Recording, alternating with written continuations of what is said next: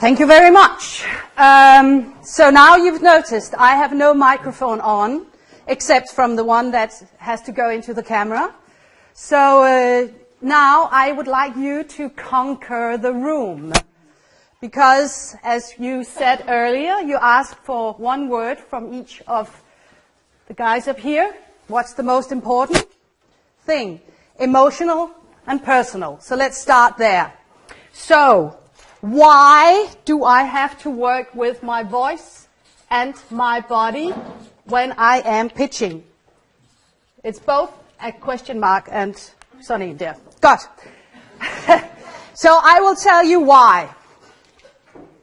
They made a survey in the United States where there was a lot of you, like you, people who were looking for investors, startups, meeting people with money. That's a good point to go from. And they also invited a couple of psychologists.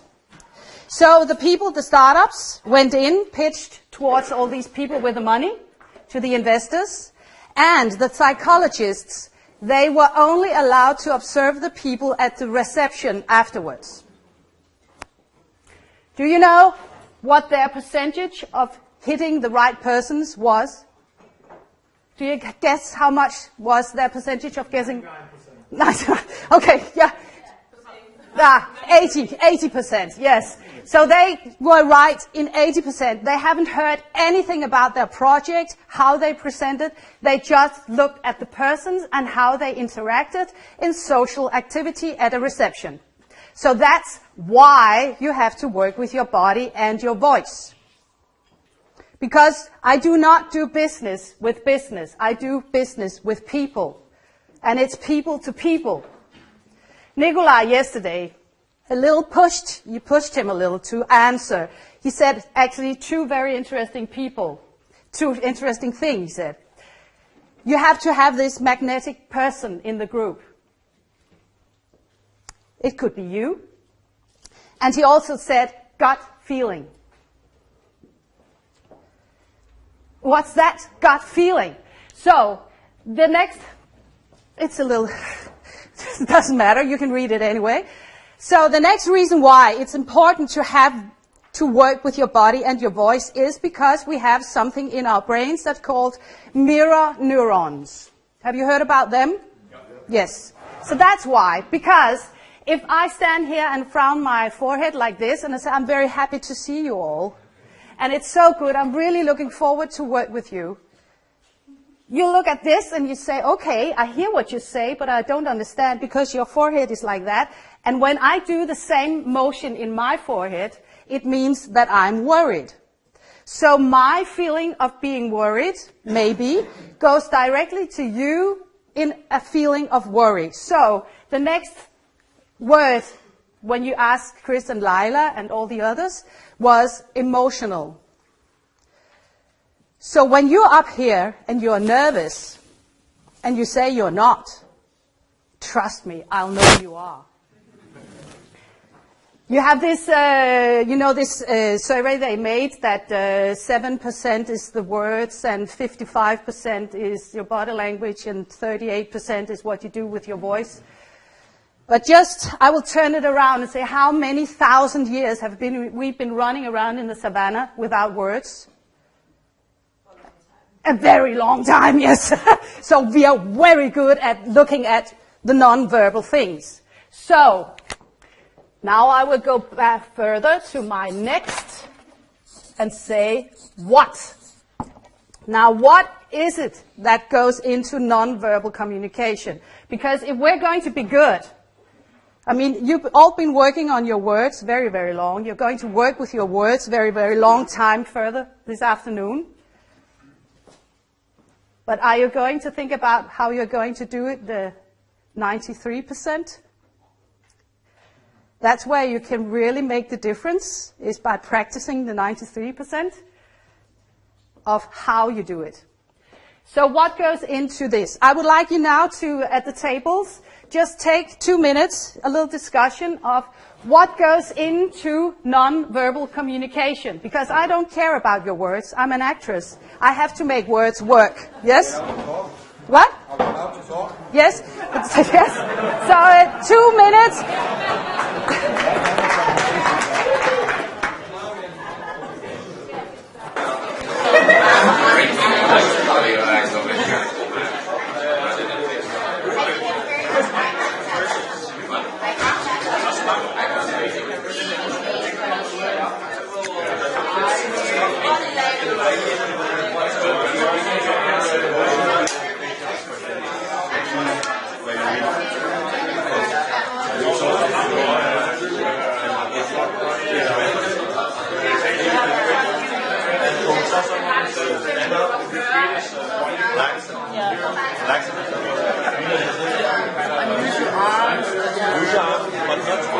Because then you remove from the center of what is really important. So you actually, if you show something out here, and you move it in back to focus on you. Because if you're standing out here, you will focus on your hand instead of what you're saying. Because when I'm talking, you may be hearing 90%, but the rest you get from my lips. You're actually lip reading. We're quite good at that, actually. I know that because I have a lower hearing. Så snakker sammen, så når man i folkeskolen, det er også en måde, hvor man afspejler hinandens kompetencer, der er super vigtigt. Klart.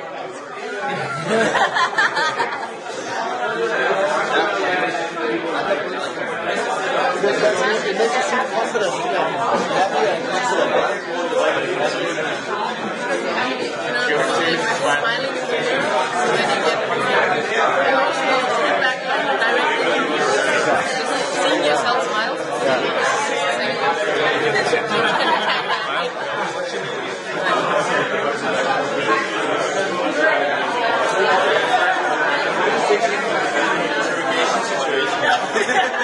It's so scary because it's so cold. That's what happens when you work for CIA, right? So the guy, the Bitcoin guy, he was fixing his powers all the time. He wasn't enunciating.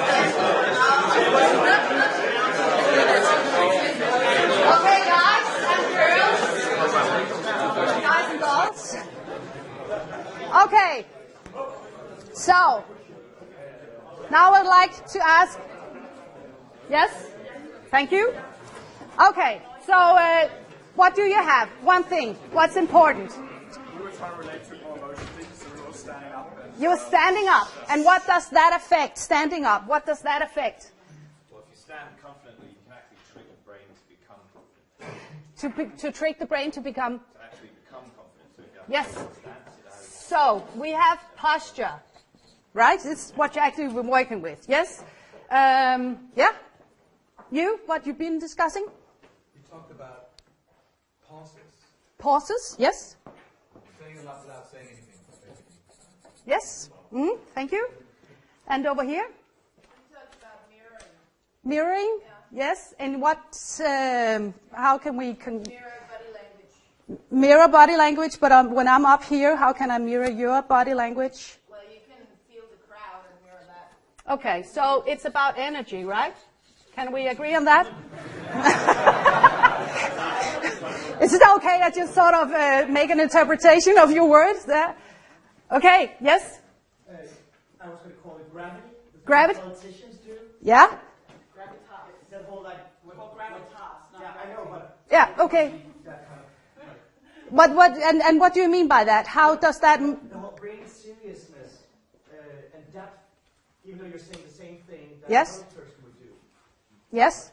So to bring depth to the same thing that other persons do is actually to interpretate.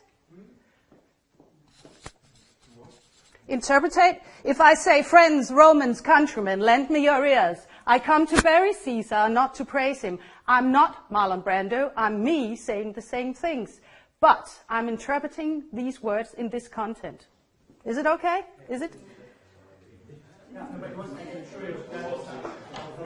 Okay, but yeah, okay. Okay, yes? Just one thing at each table because, yeah, and in the middle here, you're working on your pitch later, yes? Do you have any? No, I'm just joking. Do you have any words go up on the board? Connection? Yes? Yes? Mm-hmm. Over there? Hand gestures. What? Hand gestures. Gestures? Yes? Micro expressions. Yeah? We'll tell you in the middle here. Facial expression. Facial expression, that's mimic. I'm just interpreting the words. Yes? You? Tonation, yeah?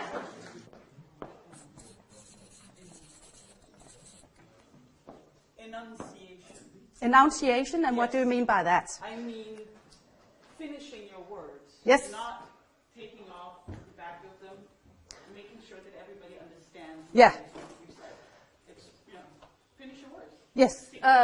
Finish. It's called enunciation. Yeah. Sorry. It's enunciation. By writing not able to read it, it doesn't matter how I spell it, right? Okay. Sorry. Can we just, do you have one thing that you can't? Eye contact, yes. Okay. But that's inside with connection. Okay. So, I'll just give you some examples on what this means when you are doing it, right? So, when I'm not enunciating, then I'm speaking like this. Friends, Roman countrymen, lend me your ear. I come to bury Caesar, not to praise him. The evil that men do lives after them, and the good is often tarried with them. So let it be with Caesar. The evil that men do lives after them, and the good is often tarried with them. Right? That's what it means when you do that. So, always speak your sentences to the end. Posture. I'm very happy to see you all because this idea is very, very good. I've worked on it all my life, and I think you would go now and help me with it because I need $1 billion to do it. Right? You see what that means when my posture is like that? So, I can do it like, I'm so good, I want this job. I want your money. That's another way you can work with it, right? But that's posture. And I just give you one thing that connects to one thing that you haven't written, we haven't written on this board, is when I take one note and I just change my posture, I would like you now to listen to my voice and see what posture does to my voice. So now I'm just making one note.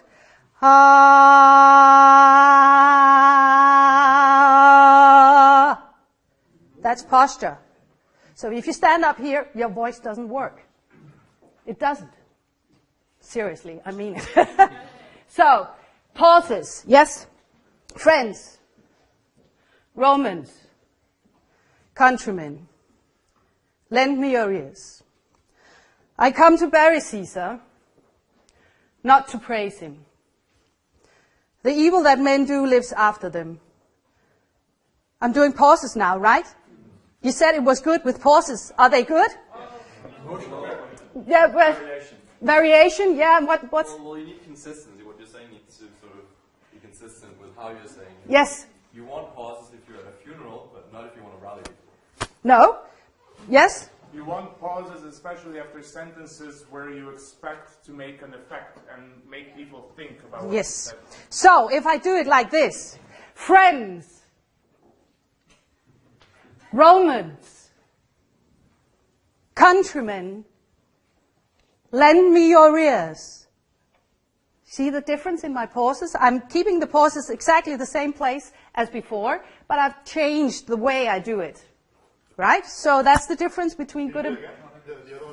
Well, the other one. Friends, Romans, countrymen, lend me your ears. We had a prime minister in Denmark who did that all the time. It was so boring. Okay. Yes. Friends, Romans, countrymen, lend me your ears. I'll come to how you do it. Yes. It just said, how am I going to do that? But that's the next word. Why, what, how. Yes? One last thing? Yes, the thing is you can when you did it, you changed the tonation, changed gestures, mimic, and Yes. posture as well. So Yes. it's not pauses for the pause, it's pauses in connection with other gestures and other types of body language. Exactly. Because I changed the reason why I'm taking a pause. If I'm just having a pause because someone told me to take a pause, it doesn't work. But if I find out why I'm taking the pause, it will connect to your subconscious and you will communicate in the pauses. So always start with why. Okay. Interpretation, I've just done some illustration about that to say if I'm not having energy, if I don't have a why, I'm saying things, it will change the whole way that I'm saying it. So when you repeat your name, for instance, hi, my name is Lisbeth. What's my visual, auditive card of my name on it? It's my voice and my posture and the way that I start. So the first thing you have to think about is, hi, my name is Lisbeth. I just think about champagne. It's not bad. So when I think about champagne, it makes me happy, and then you connect happily with my name, right? So that's interpretation. Connection. So if I'm doing like this, I'm just taking these Shakespearean things because then you know I'm saying the same thing, right? So, friends, Romans, countrymen, lend me your ears. I come to bury Caesar and not to praise him. The evil that men do lives after them. The good is oft interred with their bones. So let it be with Caesar. How was that for you? Yes? I think it was kind of a drag because you didn't connect with the words. Yes. I didn't connect with the words, and one more thing, I didn't connect. You were distant from the crowd. Yes, I didn't connect with you. Yes? You didn't create that feeling. Like I didn't feel it. You were just saying it. I was just saying it. Have you ever had this lecture that said, okay, today we're going to start with why it's important to use our body and your voice when you make presentations for other people? Because every single day. Yes. Okay, so that's a way not to do it, right? So I really have to connect with the words, and I have to connect with you. And I will come back to how you do that. Gestures. Now I just do it like this. Okay. So I've taken this course, I've been told you have to use your arms when you present. Okay, so friends, Romans, countrymen, lend me your ears. I come to bury Caesar, not to praise him. The evil that men do lives after them. The good is oft interred with their bones. So let it be with Caesar. The evil that men do lives after them. The good is oft interred with their bones. So let it be with Caesar. I'm using my gestures, right? Well, what's wrong? I'm dancing, yes. Yeah. Tonation and context. Yeah. Your gestures didn't fit to what you were saying No. whatsoever. I was just using my arms because I was told to, right? Because they didn't connect with why I was saying things and how I was saying things. So it contradicted my words, and it contradicted actually my intention behind the words. So gestures, good, but you have to connect with your why. Yes? It also didn't follow the rhythm of what you were saying. Yeah. So, I mean, it just also confused me because, Yes. And what did you look at? Did you look at my arms, or did you listen to what I was saying? Yeah, so our brains are not happy for choices they can't understand, right?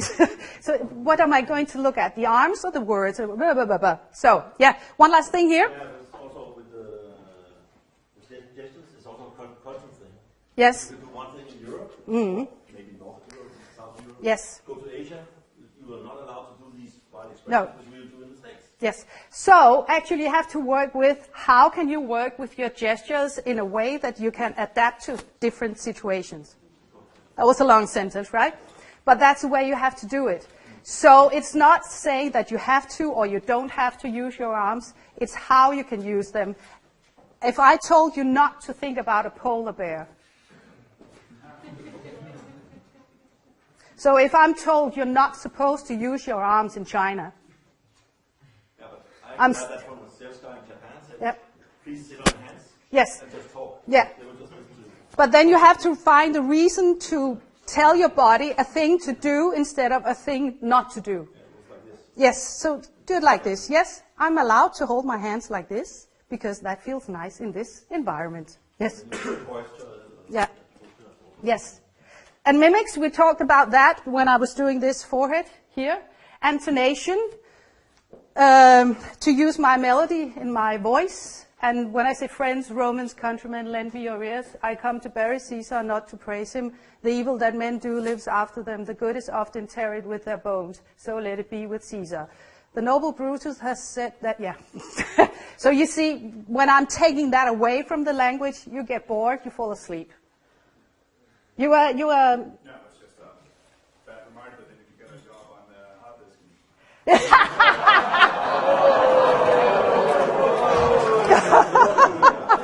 Well, I give lessons, you know. Okay.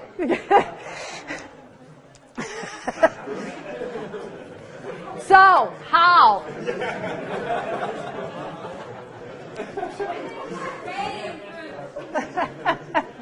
Okay, so how are we going to work with this in a very simple way so that you can actually take it with you today and use it? So, there are 5 ingredients to make this work. The first thing is the room. So, now I would like a person to come up here. I guess you're all very keen on practicing. Yes, come up here. So, can you just make a... Take the center stage, yes. Okay, so you just try to make a very short presentation of yourself. So my name is Thomas. I'm Danish, but I live in Sweden. And somebody's pointing a camera at me right now, so it's pretty weird talking to you guys. Okay, should we just, yeah. Okay, could you hear? Yeah. Could you understand?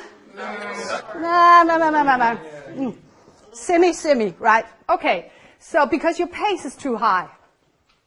So, can you just listen to the echo? You can see there's an echo in here. Yeah? This is called acoustics. Just anyone interested? So, can you just have the feeling that you have to listen to your own echo in this room while you're talking? Just listen to yourself in the room instead of in your head. So once it comes back, I will listen to it, and then I will... No, you just listen while you talk. Yeah. So, hello everybody. My name is Thomas. I am Danish, but I actually live in Sweden. And somebody's pointing a camera at me right now, which is weird, but I will continue talking. No, you missed the last part. When you talk to the camera, you missed the room. Did you notice that? Oh, really? Yes. Yes? Because the echo is shorter here, yeah. So you could hear the difference, right? So when you speak to the room, you listen to your own echo, you have the right volume and you have the right pace. Thank you very much, Thomas.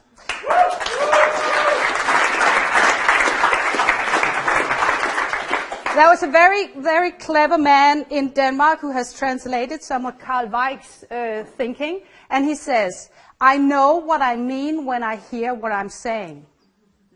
I repeat, I know what I mean when I hear what I'm saying. And that was just what you did. Listening to your own echo, talking to your best friend, yourself, right? So it can't be all that wrong. Okay, so that was the room. So now we have to take the audience, because that's the next thing in the room, right? So I would like one volunteer. Yes, Signe?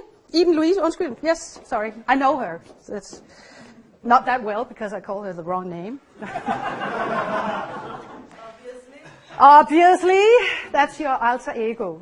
Yeah, okay. So, can you just make this short presentation of yourself? Hello, my name is Iben Louise. I'm the drawing girl. You will know me from the drawings.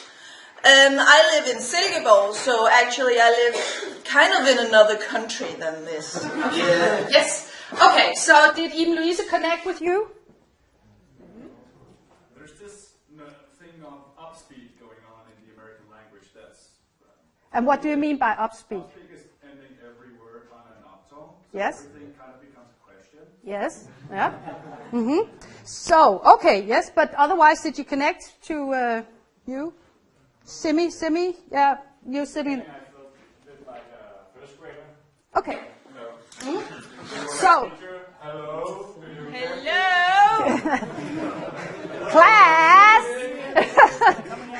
Okay. So I just, because, yes, so there's something about the intention behind words, and can we just take that from you? So can you try, at each time you have an information for us, that you say, do you copy? Do you understand what I'm saying? Can you say that? Yes. So actually you start hello, start with that, and say, okay, are you there? So every time you say an information, ask us if we heard or understand. Hello, are you there? Yes. My name is Iben Louise. Did you get that? Yeah. Okay, I'm the drawing girl. Do you know what drawing is?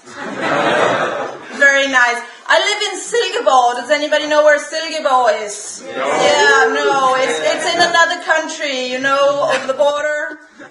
Okay, thank you. So, yeah, just 1 minute. I just have to, yes. So now can you see that something changed in the way that you used her intonation? Did you notice that? Because now we have the questions, who's doing all the question mark uptones, yes. But now I would like you to think all the questions. So now it's just like Robert De Niro, you're talking to me. So that's not the worst thing to be, right? So think before you say something, are you there? And then you start talking, and all the way through you have to think, did you get it? Are you there? Hello? My name is Iben Louise. I'm the drawing girl. I make the drawings. I live in Silkeborg. It's kind of another country. Okay, how was that?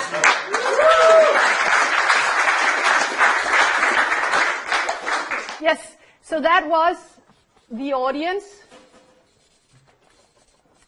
And actually by saying these words, questions inside of you, are you there? Do you follow me? Do you get what I'm saying?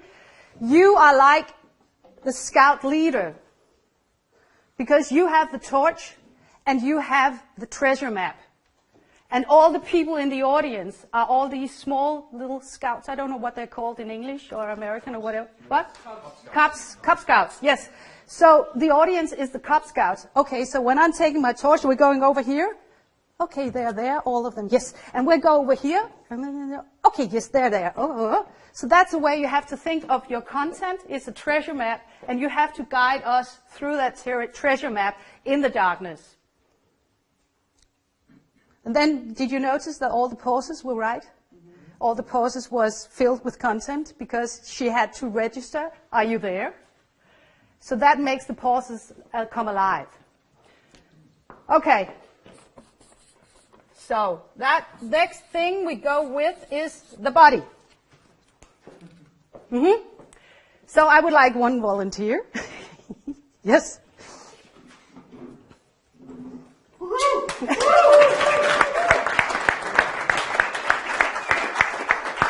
And you make the same small presentation of yourself, right?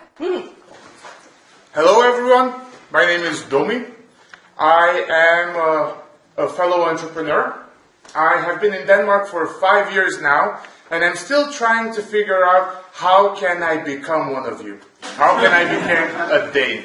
Okay, so what was your name, sorry? Domi. Domi. How was Domi using his body now? Very good, yes. Yeah, good. Can we improve in anything? Yeah. I actually just love his facial expression when he's talking. Yeah. Yes. I like that in a man. I think your posture seems very confident. If you were to improve on something, maybe when you let your arms go, it seems like you're kind of apologetic, like, I'm sorry, I'm here. Okay, so is it okay that we throw a little ball back and forth on the tables? We just take care of the cups and all that.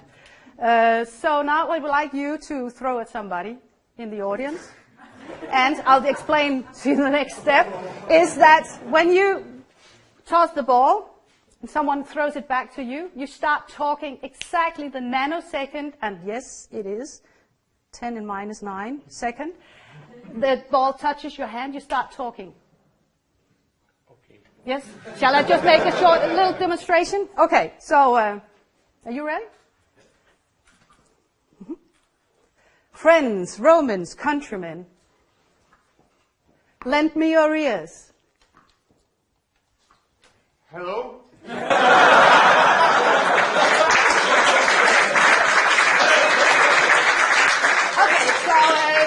So you just start throwing at somebody, and when the ball comes back to you, start talking. And it's just like even Louise, one information at the time. And then you throw the next ball. Hello, everyone. My name is Domi. I'm a fellow entrepreneur. I've been in Denmark for 5 years now. And Too late. Can we have precision, please? And I'm still trying to figure out what does it mean to be one of you? Yes. Okay.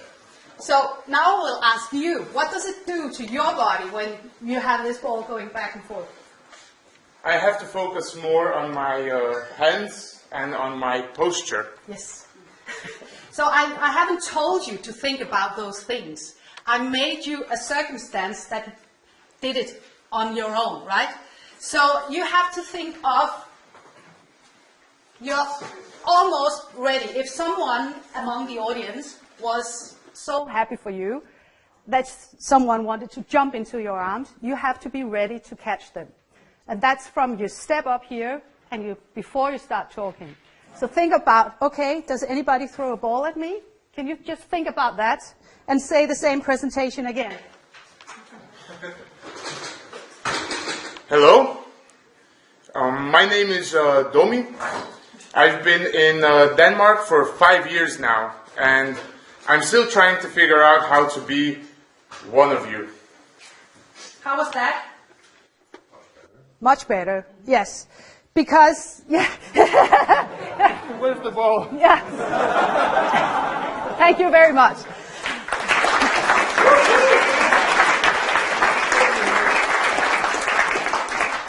But what I did to Domi now was that I was tuning up on his muscle tone.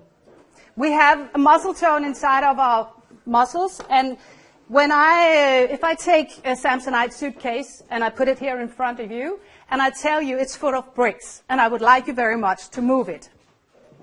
And you grab onto it, and it turns out that I'm a liar. It's empty. What does your body do? Yeah, it does like that. So the mere idea of a movement prepares in your brain for the execution of the movement, right? So now we are going to use your subconscious physical achievement to communicate with. And that's a way to do it is, okay, I'm standing on goal, like in football or in handball. Does anybody have a ball to throw at me? Does anybody have attention to throw at me? I'm ready to catch it. Because standing up here is not mental work, it's physical work. You can't sit and read a book about running 100 meters faster. You can get inspired by that, but you have to practice. And the body is actually your main communicator. We remember the 7% and the rest was this blubber. Right. Okay, so the last thing is... Can I ask a question? Yeah. I've seen some lecturers would give a talk about something and they would ask the audience sometimes, do you have any questions? Yes. Because they want a relation to... They want to relate to the audience somehow. Yeah. And I guess we all know that when we talk about something, sometimes it feels like nobody's listening, and you want to go shake people and try to connect to them. Mm-hmm. So, How? I guess everybody feels this, and what do you do? Yes, but the way you started saying, does anybody have a question? Okay, fine. So I didn't mean it. Does anybody have a question? But also that does anybody have a question? Yeah. Don't question me. I don't want to get in contact with you. So what I did with Iben Louise was that I was actually asking. But when I'm not saying the question, my whole body and my posture and my gesture is inviting. Like this. And when I'm not inviting, I'm like this. Does anybody have a question? Does anybody have a question? Can you see the difference? So it's actually the thought behind that decides how my posture and my gesture will affect the way that I communicate. And actually, Daniel Pink, he says it's human to sell. And he says that it's like flirting. I mean, you have great ideas, right? So it's like scoring a girl, you know, in a bar, or a boy, whatever, right? So do you do it like this? Hi, my name's Lisbeth, I like you a lot. Right? Or do I just stand over here and say, okay, he's a nice guy over there. And I just think, okay, I'm going to make him come over to me.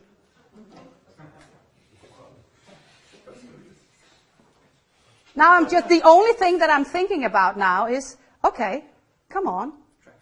I'm attracting, yes. I'm thinking about you coming to me instead of me coming to you. You were having a but it also depends on personality. Some like a girl with edge or a guy with edge. You know, that whole bang and you whisk away. Yes, but if I'm pushing, you know, hi, my name is Great. I got this great idea, and I really like you all to follow me and take care of this so that I can get money and to save the world. Mm-hmm. Or, yes, can you see I'm hitting you? You sound constipated that way. Yeah. Instead of saying, I got this great idea. I would like you all to see for your inner eyes that I, with this simple solution, can save starvation in the world. Good call. Yeah. The first stage you said, like, I have this idea. Yeah. You know, because that colors your audience. You know, yes, wouldn't it be cool if, or wouldn't it really imagine? I have a dream that one day this nation will live up to its true creed that all men are born equal. I can make the example with Friends, Romans, Countrymen, and you can see the difference, because then I'm saying the same thing. Friends, Romans, countrymen, lend me your ears. I come to bury Caesar, not to praise him. The evil that men do lives after them. The good is oft interred with their bones. So let it be with Caesar. That was one. I'm not judging. The next one is, friends, Romans, countrymen, lend me your ears. I come to bury Caesar, not to praise him. The evil that men do, you feel the difference? Yeah. Then the question is what you want to communicate. Because I felt the first thing more than I felt the second thing. Mm-hmm. The second way you said it was... Do we talk about now Friends, Romans, countrymen? Yeah. That time. Yes. That wanted me to leave compared to the first one. You caught my attention more with the first than the second. Mm-hmm. Okay. Yes. I would say it's something about taste, because what it does when I'm talking to you, I would like you now to, you know when I do that, you. Can you feel that doing like this in my tummy? Okay, can you try to do it like this in your tummy and hold it? Hold it. Hold it. Hold it. What does it do to your throat? What does it do to your throat? Shuts, right. So if I'm talking like this, I'm squeezing my throat and I'm actually making a sort of aggressive signal because I'm like this. I don't want you. So because of the mirror neurons we talked about earlier, I am now signaling anger. Anger is good to be persuasive with, but is that the way you want to be connected all your life, to anger? I'm just asking, Because the way to use your voice when you do it like this is that the vocal cords close and you don't have the dynamics in your voice to make all this. Couldn't it project passion rather than aggression? Yes, it is a sort of passion. I really like this. But is that necessarily a bad thing? I'm just saying that if you use your voice in that way, you take out the tonality, you're squeezing your body, and when you're doing that, you close your diaphragm, you close your solar plexus, where your feelings are, and then you make yourself cold. Instead of like this, I've got a great idea. I would like you now all to imagine this. Yeah. Can we? Yeah. Yes, it was. But I was aggressive. It was aggressive. No, it was aggressive in a different way because I was not squeezing my voice. Now. Can you hear the tonality in my voice when I'm saying now?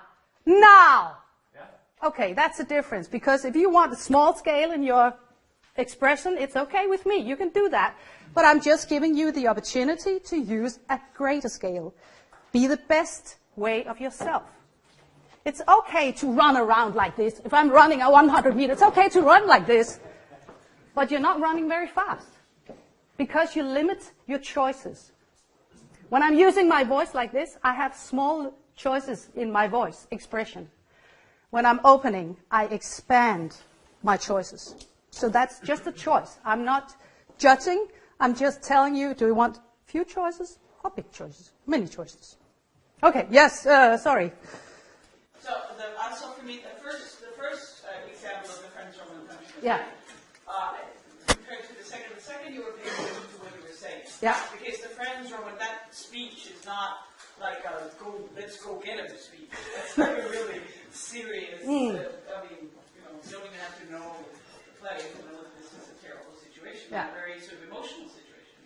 My second point is that if you're constantly up here, you have nowhere to go. Yes, that's you have no dynamics. If you're always up here, you can't take it up a notch. Yeah? And also, if we women do it like this, I would very much like you to hear to this idea. I'll break it up. Sorry. But just for the sake of selling something that I prefer that the person trying to sell has more passion. It's about temperament, yes. So your temperament is going that you would like someone to be, yes, we can do it, instead of saying, yes, we can do it. So it's just about temperament. So can we just move on it? Because I don't think, I'm not the one who says you have to do one or the other, right? But I'm telling you where you have the greatest perspective, where you have the greatest possible way to go, right? Because I would like, can we just, I would like one person to come up here because we haven't worked with what I'm doing with my voice. So I would like one volunteer. Yes?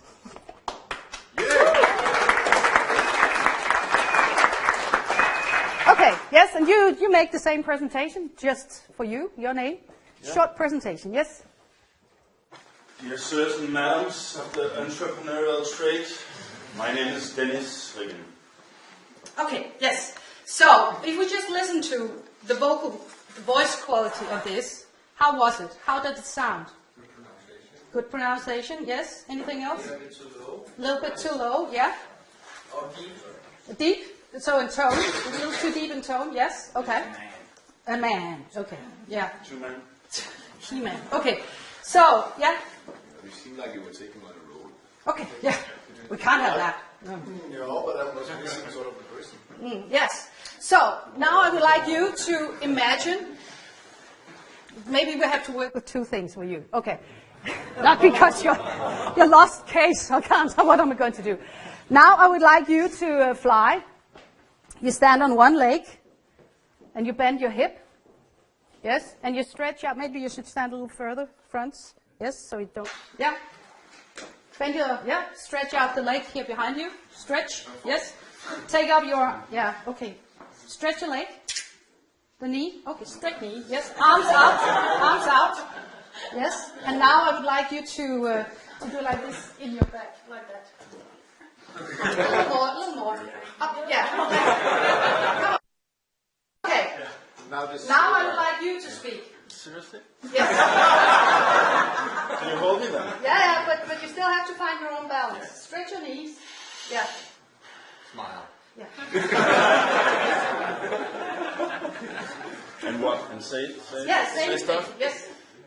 Dear sirs and madams of the entrepreneurial trade, my name is Dennis Rivin. I'm here to fly for you. Yes. Can we just borrow the balcony from Thomas, or the echo feeling of the room? Is it okay to borrow that you listen to your echo at the same time? Yeah. Okay. Okay, can you please hold me? Yes. Stretch your leg. Bend a little further in your back. Lift your chest bone up. Up, like that. Yes. Come on. Dear sirs and madams. Listen to your echo. You're not listening. Dear sirs and madams of the entrepreneurial trade, my name is Dennis Rivin. I am here to fly for you. Okay, so now what you're doing is you're actually opening here, right? Yes. So now without flying, I would like you very much. So no. Okay. Think of the sound going out here instead of out of your mouth. Out of my stomach? Yes, that was when you did like this, you were opening here. Yeah, so, speak up. Dear sirs and madams of the entrepreneurial trade, I am Dennis Rivin, and I'm here to fly for you. Okay, it says it all, doesn't it? You hear the voice quality now, the volume, everything is there, because now you're actually opening here. To speak, now it's the best point of the day. To speak is actually to feel like you're drinking a cold beer on a hot summer's day. Friends, Romans, countrymen. If I'm saying, friends, I can't drink beer. So you were opening up, and then your voice quality, because, as we did before, when you squeeze here, you squeeze here. Oh, daddy, squeeze me, and squeeze me again. But when you open up your throat too. And there is the variation. You have the tonality and all that. And one thing you didn't do now when you were standing here, you didn't taking in all that air, because, to let your diaphragm breathe for you is the best thing instead of, it's not a diving exercise. Okay, thank you very much.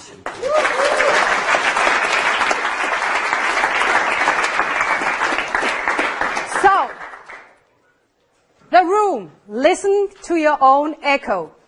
Even if you're having a microphone, you can't amplify hot air.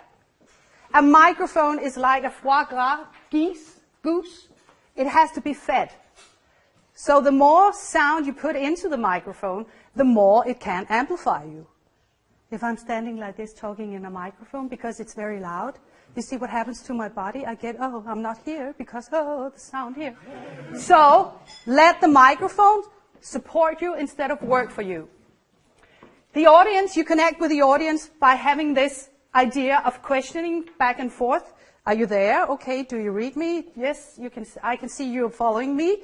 So always have this idea of asking questions, because it's about communication. It takes two parties to communicate.